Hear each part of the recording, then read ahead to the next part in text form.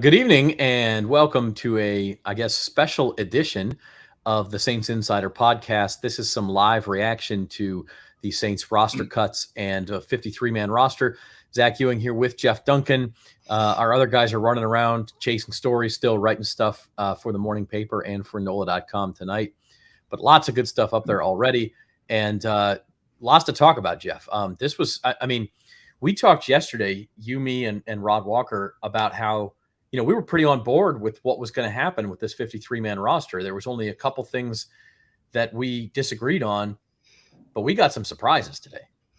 Yeah, 100%. Rod and I were just talking right before I left Saints camp that this was really a reflection a little bit, I think, of Dennis Allen putting his stamp on the team, maybe more than we even thought. I thought DA's a little more conservative guy. He's going to go with the veterans, and that's not the case at all. He went with two young, unproven, undrafted free agents, specialists, and Lou Hedley as the punter and Blake Grupe as the kicker. I didn't expect really either one of those to happen. I was not surprised that they were able to make a trade and keep Grupe. We've talked about that, so that wasn't necessarily a shocker at all. But then the big one that really surprised me, Zach, was that they went with Allante Taylor as basically the slot DB, the slot corner, the nickelback, as opposed to Bradley Roby, releasing Bradley Roby. Once I saw that information leaking out this morning that they were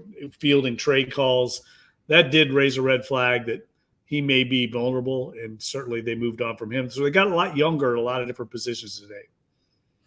Yeah, that's one overarching theme that you tweeted out. The Saints' average age went down more than a year, which when you're talking about an average of 53 guys, a full year, 1.2 years, I think it is, that's a big difference. And so this is now no longer, far and away the oldest roster in the NFL. And look, the starting lineup's still fairly advanced in age, but it is kind of a concerted effort to make it younger. And like you said, Dennis Allen now able to put his stamp on this team. Does that go along with this newfound confidence we've seen in DA? I mean, it just seems like he's ready to go his own way and say, I know best, and we're going to go forward with my way. Yeah, I think so. I think he's more comfortable in his own skin. And I also think he knows he's got the support of management and ownership. And I think that goes a long way when you make these decisions like this. I know it's always a collaborative effort with the Saints. There's no one person making these calls. It's usually kind of done in unison with the front office and the coaching staff. But in talking to some people around the organization, in the organization today, the two specialists in particular, those decisions were made because Lou Hedley and Blake Grupe beat out the other guys. In other words, it wasn't made because they could get a value in a trade for Will Lutz or because of salary cap considerations. They basically, in their evaluations of the daily evaluations, the charting of the kicking and punting competitions, these guys outperformed their senior competition.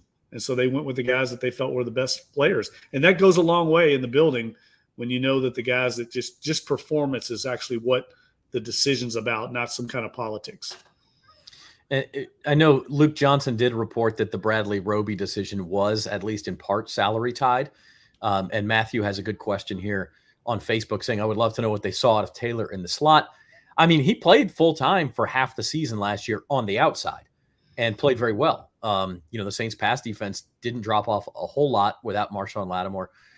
Having said that, I listened to Allante Taylor last week doing some post-practice interviews saying, he's such a perfectionist and he'll make one good play on the outside. And then he himself is saying, and then I'll make a mistake on the, when I'm playing nickelback, and that's all I can think about. And I'm trying to give myself the grace not to beat myself up. But he was clearly going through that growth process in the slot. So, you mentioned that one.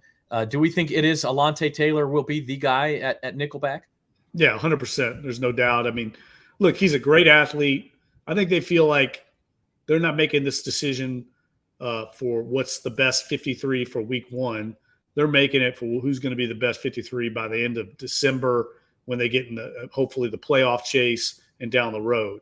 There's going to be growing pains. There's no doubt. But Allante Taylor is a fantastic athlete.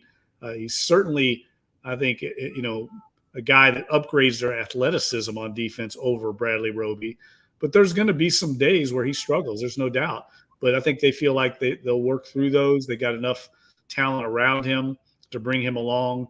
And we got to remember also, I know everyone keeps talking about Allante Taylor and his tape in the preseason games. There's a lot more that goes into the evaluation than 3 preseason games. I mean, they see 25 practices now, and they've seen him in the slot in those practices.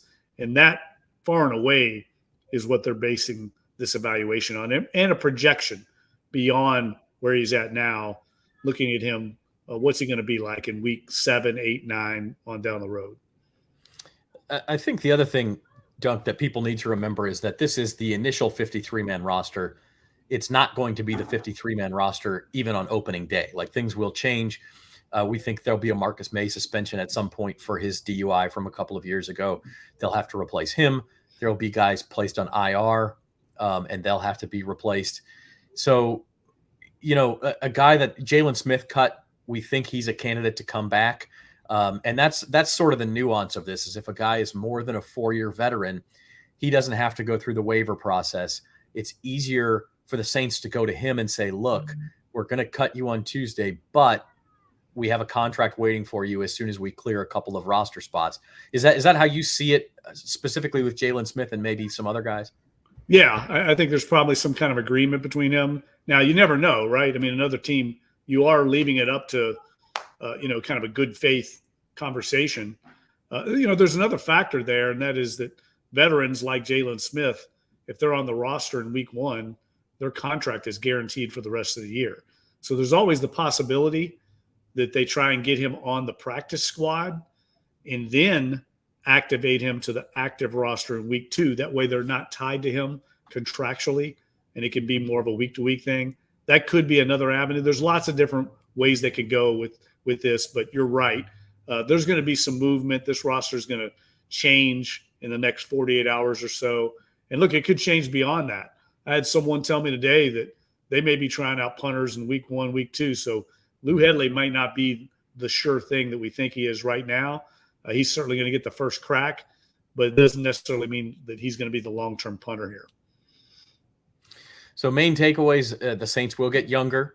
The Saints are not afraid to kind of go their own way. I mean, the Sean Payton days are over. I think we've seen that. They've jettisoned a couple of guys who were Payton's guys in both Adam Troutman back in the spring, and now with Will Lutz. And so this is Dennis Allen's team. It's Derek Carr's team. Mickey Loomis seems okay with that. What else do you take away from today and what was a pretty surprising day? Well, look, I think this team feels really good about itself. I think that they make these moves because they feel confident in where they're going and how good they are, especially in their starting 22. And we talked earlier about Dennis Allen feeling more comfortable, more confident.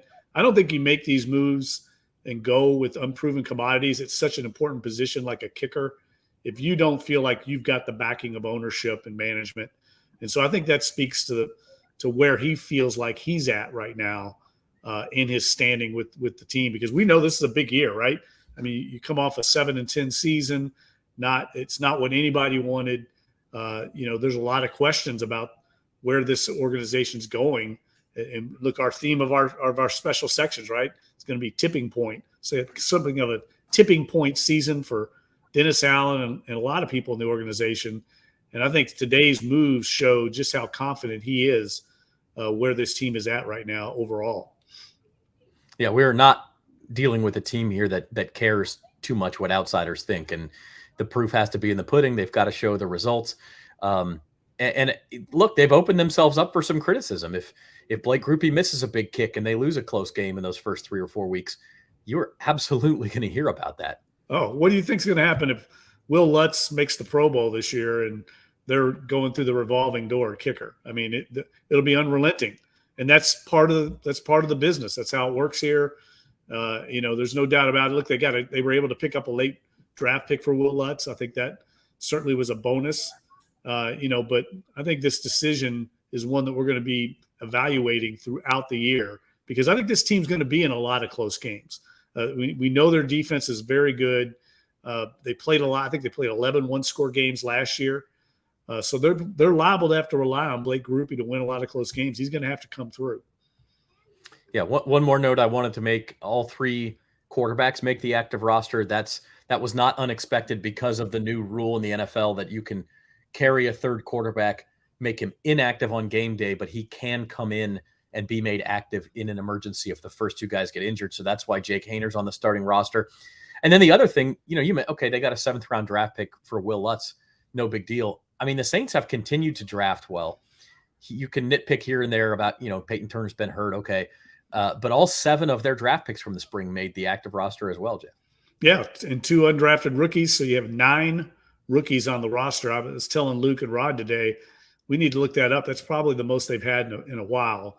And that helps that average age come down, obviously, even though the Lou Headley outlier, he's a 30-year-old rookie. That you don't see that very often. But no, I think you make great points. And one other note, this isn't really cut related, but you mentioned Jameis Winston. I mean, he wasn't at practice today, and Dennis Allen said he had a wrist injury. So that means he's probably out somewhere getting evaluated. That's something we got to watch. Now we know they've got Jake Hayner and obviously Taysom Hill, but the fact that he was out with a wrist injury, he said he injured it in the game the other night, was not at practice. So something to monitor. Yeah, certainly concerning because, Jake Hayner, as high as everyone has been on him, I don't think is the guy you want as a primary backup in week 1 if something should happen to Derek Carr. So appreciate everybody stopping by tonight. It's just a kind of a quick emergency podcast, but definitely a day of news that made it worth it. We will be back with a full episode of the Saints Insider podcast on Friday afternoon. You can subscribe to the Saints on NOLA.com YouTube channel, get notifications for when that post is live, and we will also put it up on Apple Podcasts and Spotify. So, Jeff, busy week ahead, and we're counting down now. Yeah, can't wait to get to that week 1 game. And look, I think we're going to have a lot more news, like we said, in the days and even in the next week as they get this roster ready for the Titans. I know they're already breaking down Titans work today in the building, starting that game plan. So it's going to be fun to see how this team progresses this season. So keep it locked to NOLA.com and the Saints on NOLA.com YouTube channel for more Saints Insider podcasts. And for our Tipping Point season preview, starts Thursday.